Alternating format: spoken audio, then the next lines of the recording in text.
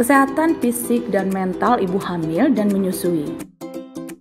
BKB Emas, eliminasi masalah anak stunting, adalah merupakan pertemuan tambahan pada BKB reguler yang terdiri dari 6 kali pertemuan dengan peserta ibu hamil dan keluarga baduta, anak usia bawah 2 tahun. Assalamualaikum warahmatullahi wabarakatuh. Selamat pagi Bapak Ibu anggota BKB Emas dan Anda pemirsa di depan layar. Bagaimana kabar Bapak Ibu anggota BKB Emas semuanya? Baik. Untuk pemirsa di layar kaca, bagaimana kabarnya? Saya yakin Anda di depan layar juga dalam keadaan baik. Bapak Ibu, terima kasih telah hadir dalam pertemuan kedua kita hari ini. Hari ini kita akan berdiskusi tentang kesehatan bagi ibu hamil dan menyusui. Tujuan dari pertemuan kita pada hari ini adalah agar kita bisa meningkatkan pemahaman tentang cara menjaga kesehatan fisik dan mental ibu hamil dan menyusui, serta meningkatkan kesadaran untuk melakukan pemeriksaan kehamilan. Kesehatan fisik dan mental sama pentingnya bagi ibu hamil dan menyusui, bagi pertumbuhan janin dan bayi. Oleh karena itu, kita akan diskusikan bersama apa yang dapat dilakukan untuk menjaga kesehatan fisik dan juga apa yang harus dilakukan agar kesehatan mental ibu juga tetap terjaga. Apakah Bapak Ibu sudah siap untuk melanjutkan diskusi ini? Diharapkan nantinya Bapak Ibu terlibat aktif dalam pertemuan ini. Mari kita awali pertemuan kita dengan berdoa terlebih dahulu. Kepada salah satu peserta, mohon bantuan untuk memimpin doa. Marilah Bapak dan Ibu, kita mulai pertemuan ini dengan berdoa. Berdoa dimulai. Selesai. Terima kasih. Terima kasih kepada Ibu Tiwi yang telah bersedia memimpin doa. Apakah Bapak Ibu sudah ber-KB? Sudah. Bagaimana untuk pemirsa yang di layar kaca? Saya yakin Anda pemirsa di depan layar kaca sudah ber-KB. Terima kasih bagi yang sudah ber-KB. Semoga dapat terus dilakukan. Karena ber-KB membawa banyak manfaat bagi ibu, anak, dan keluarga. Akan lebih baik dan sangat dianjurkan untuk menggunakan metode KB jangka panjang seperti spiral dan implan atau susuk. Bapak Ibu yang belum ber-KB dapat melakukan diskusi dengan bidan untuk mengetahui metode KB apa yang cocok dan jangka panjang manfaatnya. Sebelum kita memulai pertemuan hari ini, marilah kita sama-sama mengingat kembali apa yang telah kita pelajari pada pertemuan sebelumnya dan apa saja yang sudah kita praktekkan di rumah. Siapa yang masih ingat apa yang sudah kita pelajari pada pertemuan pertama? Penerapan 8 fungsi keluarga pada masa 1000 HPK. Betul sekali. Siapa lagi yang ingat apa saja 8 fungsi keluarga? Fungsi agama, cinta kasih, sosial budaya, pendidikan, ekonomi, lingkungan, perlindungan, dan reproduksi. Bagus sekali. Ternyata ibu bapak mengerjakan tugas di rumah ya. Bagaimana ibu bapak melakukannya? Ada yang bersedia menceritakan pengalamannya? Terima kasih kesempatan yang diberikan kepada saya. Dalam menerapkan tugas rumah, saya menerapkan fungsi pendidikan di mana saya mempersiapkan tabungan pendidikan anak sehingga harapan saya pendidikan untuk anak menjadi lebih terjamin. Bagus sekali Bu pengalamannya. Semoga kita bisa mengambil pelajaran dari pengalaman Ibu Nur ya dalam menerapkan 8 fungsi keluarga pada 1000 HPK. Bagaimana dengan pemirsa di depan layar kaca? Saya yakin pemirsa di depan layar kaca juga mempunyai banyak pengalaman dalam menerapkan 8 fungsi keluarga pada masa 1000 HPK. Baik, sekarang topik yang akan kita bahas pada hari ini yaitu tentang kesehatan fisik dan kesehatan mental ibu hamil dan menyusui. Siapa yang bisa membantu saya untuk menyampaikan apa yang dimaksud dengan kesehatan fisik dan kesehatan mental? Kesehatan fisik adalah kesehatan raga, sedangkan kesehatan mental adalah kesehatan jiwa. Terima kasih bagi yang sudah membantu saya menyampaikan pendapatnya. Baik, saya akan rangkum. Dalam Undang-Undang Kesehatan disebutkan bahwa kesehatan adalah keadaan sejahtera dari badan, jiwa, dan sosial yang memungkinkan setiap orang hidup produktif secara sosial dan ekonomis. Kesehatan fisik mencakup kondisi anggota atau organ tubuh yang bersih dari segala penyakit yang berasal dari dalam maupun luar tubuh. Menurut Undang-Undang Kesehatan Jiwa, Undang-Undang Nomor 18 Tahun 2014, kesehatan jiwa adalah kondisi di mana seorang individu dapat berkembang secara fisik, mental, spiritual, dan sosial, sehingga individu tersebut menyadari kemampuan sendiri, dapat mengatasi tekanan, dapat bekerja secara produktif, dan mampu memberikan kontribusi untuk komunitasnya. Kesehatan mental dan jiwa mencakup kondisi emosional, pikiran, dan psikis yang berada dalam kondisi yang tenang dan tentram sehingga memungkinkan untuk menikmati kehidupan sehari-hari dan menghargai orang lain di sekitar. Kondisi fisik dan kesehatan mental saling mempengaruhi ketika seorang ibu hamil dan menyusui mengalami masalah kesehatan fisik, maka kesehatan mentalnya juga dapat terganggu. Begitu juga sebaliknya. Adakah yang mengetahui apa saja faktor atau hal yang mempengaruhi kesehatan fisik dan mental ibu hamil dan menyusui? Gaya hidup. Bagus sekali, Bu Sri. Ada lagi yang lain? Lingkungan. Iya, benar, Bu Nur. Mungkin dari bapak-bapak ada tambahan? Gen atau bawaan. Iya, tepat sekali. Dan apakah masih ada tambahan? Mungkin dari Anda pemirsa di depan layar?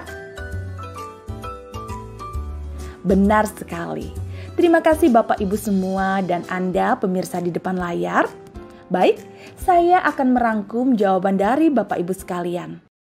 Adapun faktor yang mempengaruhi kesehatan fisik dan mental adalah gaya hidup, kebiasaan higienitas, cuci tangan, mandi, gosok gigi, kebiasaan makan, pola istirahat, lingkungan sekitar, kebersihan lingkungan, kondisi sosial budaya, dukungan dari keluarga, bawaan genetik, penyakit degeneratif, pelayanan kesehatan, kualitas layanan kesehatan yang didapatkan ibu.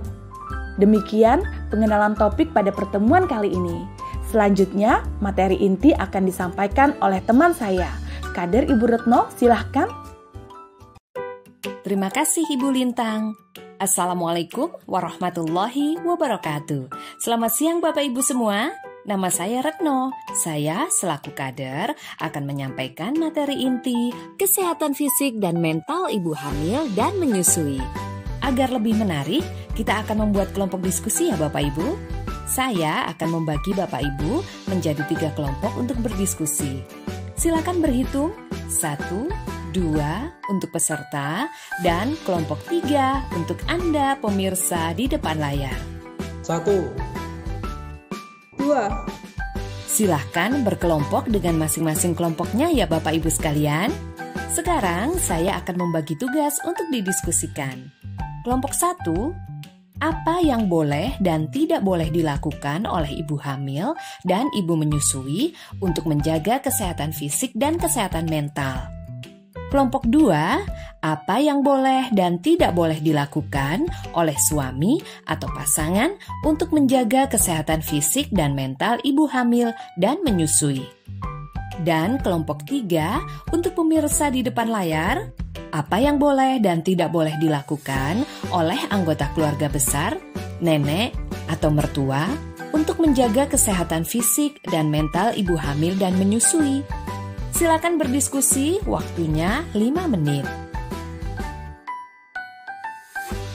Bapak Ibu sekalian, untuk masing-masing kelompok menunjuk perwakilan untuk menyampaikan hasil diskusinya.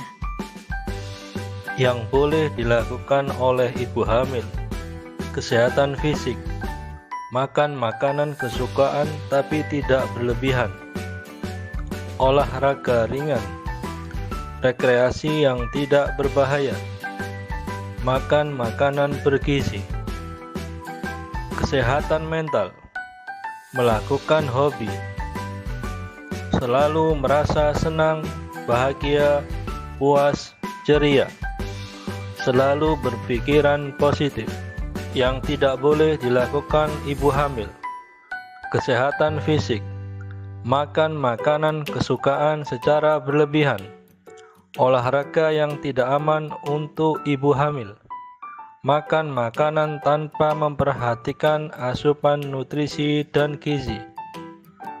Kesehatan mental, melakukan hobi yang tidak aman, merasa tidak bahagia, murung, tidak puas, sering berpikiran negatif.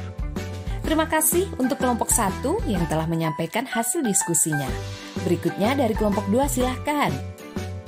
Yang boleh dilakukan oleh suami atau pasangan, kesehatan fisik yang pertama yaitu menemani istri yang hamil berolahraga, misalnya jalan pagi. Yang kedua, memijat kaki istri setelah lelah bekerja atau melakukan perjalanan. Untuk kesehatan mental, yang pertama yaitu memberikan rasa tenang kepada istri. Lalu yang kedua yaitu menemani istri melakukan hobi yang disenangi. Dan yang ketiga yaitu memberikan hadiah atau kado kecil untuk istri. Yang tidak boleh dilakukan oleh suami atau pasangan. Kesehatan fisik yang pertama yaitu tidak pernah atau jarang menemani istri periksa kehamilan. Yang kedua, tidak pernah atau jarang menemani istri rekreasi. Untuk kesehatan mental yang pertama yaitu membiarkan istri mengerjakan pekerjaan rumah sendiri sehingga istri kelelahan dan stres. Yang kedua, tidak sabar dengan kondisi atau keadaan istri. Dan yang ketiga yaitu tidak memberikan rasa aman, nyaman, dan ketenangan pada istri. Terima kasih kelompok 2 yang telah menyampaikan hasil diskusinya. Berikutnya dari kelompok 3, Anda pemirsa di depan layar. Silahkan. Baik, untuk kelompok 3, Anda pemirsa di depan layar, terima kasih. Betul sekali. Jadi, yang boleh dilakukan keluarga besar, kesehatan fisik, membantu memasak membuatkan makanan kesukaan ibu hamil, menemani atau mengantarkan ibu hamil periksa kehamilan, mengajak atau menemani untuk berolahraga ringan atau jalan pagi. Kesehatan mental, mengajak kumpul keluarga, menemani atau mengantar ibu hamil untuk rekreasi, menemani atau mengantar ibu hamil untuk membeli keperluan bayi, mengajak saling bercerita atau sebagai teman bicara di waktu senggang. Yang tidak boleh dilakukan oleh keluarga besar, kesehatan fisik, melarang ibu hamil untuk melakukan olahraga ringan, melarang ibu hamil untuk pergi jalan atau rekreasi, melarang ibu hamil untuk makan makanan yang disukai. Kesehatan mental, melarang ibu hamil melakukan hobi atau kesukaan dengan berbagai cerita yang tidak masuk akal atau mitos. Tidak mendukung dan memberikan dukungan moral kepada ibu hamil. Membuat ibu hamil merasa sedih, tidak bahagia, dan tidak puas dengan kehidupan dan situasi yang dihadapinya.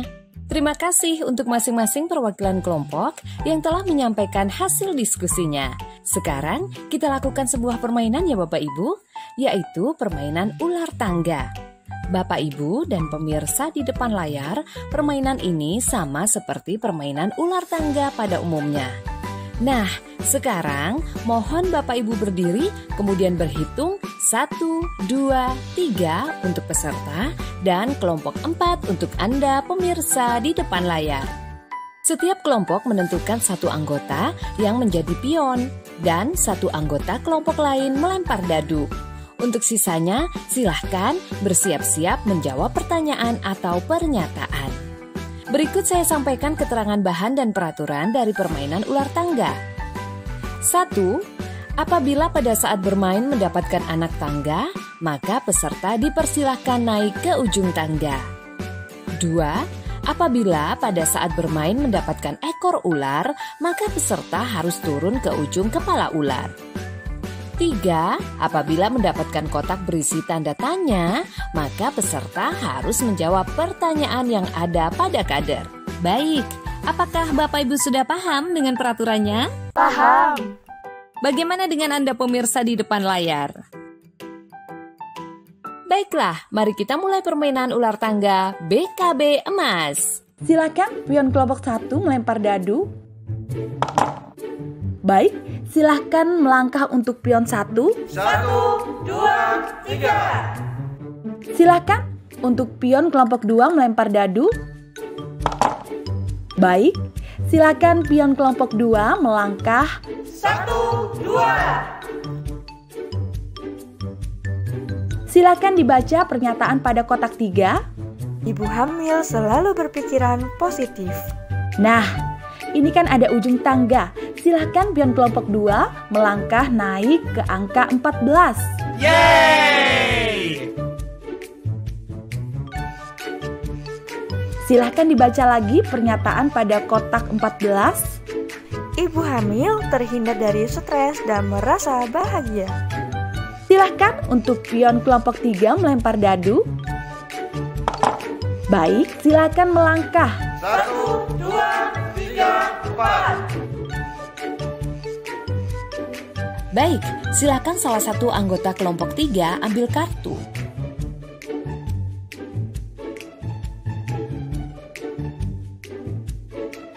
Sebutkan hal-hal yang perlu dihindari ibu hamil. Minum minuman beralkohol, merokok atau terpapar asap rokok, mengangkat beban berat, dan stres berlebihan.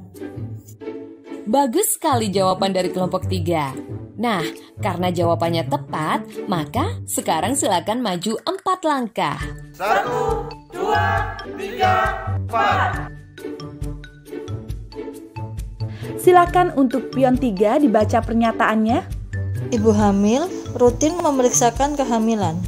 Nah, sekarang naik ke kotak 20. Yeay! Silakan dibaca lagi pernyataannya. Kesehatan ibu hamil dan pertumbuhan janin terpantau. Silakan untuk pion kelompok 4, Anda pemirsa di depan layar melempar dadu. Baik, silakan melangkah untuk pion kelompok 4. 1, 2, 3, 4, 5, 6. Silahkan dibaca pernyataannya. Suami atau keluarga melakukan kekerasan fisik. Nah, di sana ada ekor ular kan? Silahkan pion 4 turun ke kotak 4 dan dibaca pernyataannya.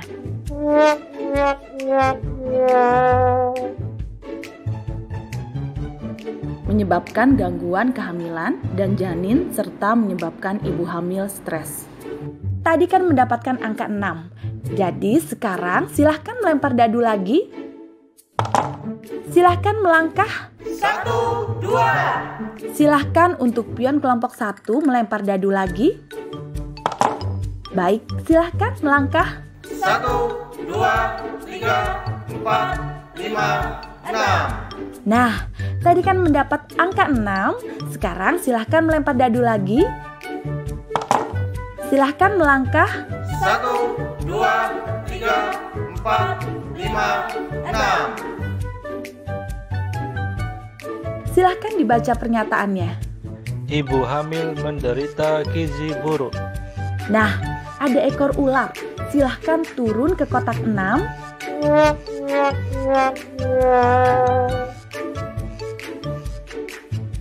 Silahkan dibaca pernyataannya. Bayi berisiko mengalami gangguan kesehatan kronis atau stunting. Baik, tadi mendapat angka 6 kan? Sekarang silahkan melempar dadu lagi. Silahkan melangkah. 1, 2. Baik, silahkan salah satu anggota kelompok 1 mengambil kartu.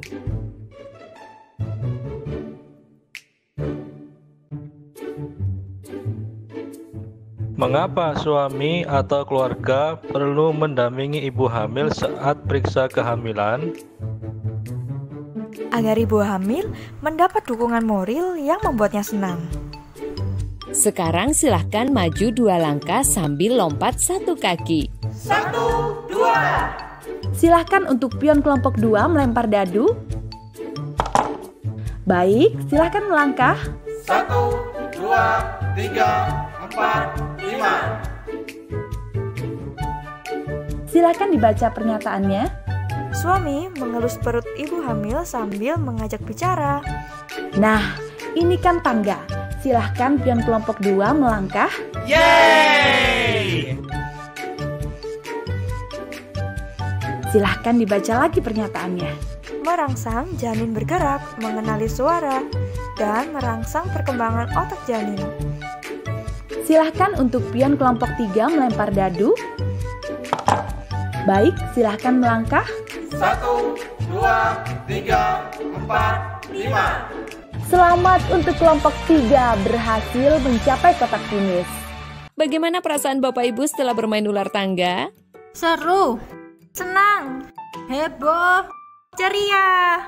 Saya minta setiap kelompok untuk menyampaikan apa saja pengetahuan atau pengalaman dari permainan ular tangga tadi.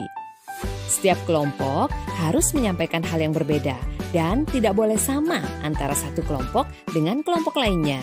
Silahkan perwakilan kelompok 1 untuk menyampaikan hasil diskusinya. Kami perwakilan kelompok 1 tadi pada saat permainan ular tangga mendapatkan pernyataan negatif. Bayi berisiko mengalami gangguan kesehatan kronis atau stunting jika ibu hamil menderita gizi buruk. Terima kasih untuk kelompok 1 yang telah menyampaikan hasil permainannya. Selanjutnya silahkan kelompok 2.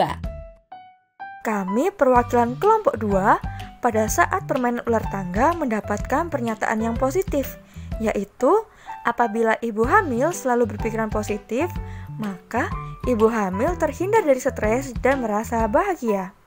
Terima kasih kelompok 2 yang telah menyampaikan hasil permainannya. Selanjutnya silahkan dilanjut kelompok 3. Saat bermain ular tangga tadi, kami mendapatkan sebuah pertanyaan tentang hal-hal yang perlu dihindari oleh ibu hamil. Beberapa hal yang harus dihindari oleh ibu hamil diantaranya yaitu minum minuman beralkohol, mengangkat beban berat, stres berlebihan, merokok, atau terpapar asap rokok. Baik, terima kasih kelompok 3 yang telah menyampaikan hasil permainannya. Selanjutnya untuk kelompok 4, Anda pemirsa di depan layar, saya akan bacakan review permainan ular tangga tadi ya. Pada saat permainan ular tangga mendapatkan pernyataan yang negatif, yaitu jika suami atau keluarga melakukan kekerasan fisik akan mengakibatkan gangguan kehamilan dan janin serta menyebabkan ibu hamil stres. Baiklah Bapak Ibu, saya akan menyimpulkan apa yang sudah kita pelajari hari ini. Kesehatan mental dan fisik ibu hamil dan menyusui sangat berkaitan. Oleh karena itu, sangat penting menjaga kesehatan fisik dan mental. Kesehatan fisik dan mental ibu akan berpengaruh pada janin dan anak. Suami atau bapak dan anggota keluarga lainnya perlu saling mendukung untuk menjaga kesehatan fisik dan mental ibu hamil dan ibu menyusui, agar ibu selalu sehat secara fisik dan mental. Baiklah ibu bapak para orang tua hebat sekalian, terima kasih dari saya. Mohon maaf jika ada yang kurang berkenan. Untuk selanjutnya, saya kembalikan ke Kader Lintang. Terima kasih Ibu Retno yang telah membimbing kita untuk berdiskusi dan menyampaikan materi pada pertemuan kali ini. Bapak Ibu, kita telah mempelajari hal yang penting hari ini. Saya akan memberikan PR atau tugas rumah bagi Bapak Ibu peserta dan pemirsa, antara lain mendiskusikan cara yang dapat dilakukan oleh semua anggota keluarga untuk memastikan kesehatan fisik dan mental ibu hamil dan menyusui terjaga. Mengisi kalender pengasuhan 1000 HPK. Mohon tugas-tugas ini benar-benar dilaksanakan sebab akan didiskusikan di pertemuan berikutnya. Nah, sekarang kita akan menentukan jadwal pertemuan berikutnya. Kita akan laksanakan kapan Bapak Ibu? Sesuai jadwal biasanya di hari Sabtu, minggu pertama jam 2 siang atau ada perubahan? Tidak ada, Bu. Baik, kita akan sepakati, kita akan bertemu lagi bulan depan di hari Sabtu minggu pertama jam 2 siang di Balai RW. Siapa yang bersedia menjadi relawan kader untuk mengingatkan kita semua tentang pertemuan berikutnya? Terima kasih Ibu Ratna telah bersedia menjadi relawan untuk mengingatkan kita semua. Pada pertemuan yang akan datang, Sangat diharapkan kehadiran ayah atau bapak karena topik diskusi kita berikutnya terkait dengan pembiasaan PHBS bagi ibu hamil dan baduta. Bapak ibu yang belum ber-KB, ingatlah manfaat KB. Di antaranya adalah dapat mengurangi resiko kehamilan pada ibu yang dikenal dengan sebutan 4T. 4T adalah terlalu muda, usia di bawah 21 tahun, terlalu tua, usia di atas 35 tahun, terlalu sering atau dekat, jarak ideal antara kelahiran anak adalah 3-5 tahun. Terlalu banyak, memiliki lebih dari 2 orang anak. Salam BKB Emas. Orang tua hebat, baduta sehat, cerdas, berkarakter, keluarga ceria. Pertemuan hari ini cukup sampai di sini. Saya mengucapkan terima kasih atas kesediaan Bapak Ibu dan pemirsa di depan layar untuk bisa bergabung dalam kelompok BKB Emas. Mohon maaf apabila dalam pertemuan ini ditemukan adanya kekeliruan dan kekurangan. Kepada salah satu peserta, mohon bantuan untuk memimpin doa penutup. Untuk mengakhiri pertemuan kita kali ini, marilah kita tutup dengan berdoa. Berdoa, mulai. Selesai. Terima kasih kepada Ibu Sri yang telah bersedia memimpin doa. Terima kasih sekali lagi kepada semua yang telah hadir. Wassalamualaikum warahmatullahi wabarakatuh. Mau jadi orang tua hebat? Ayo ke BKB.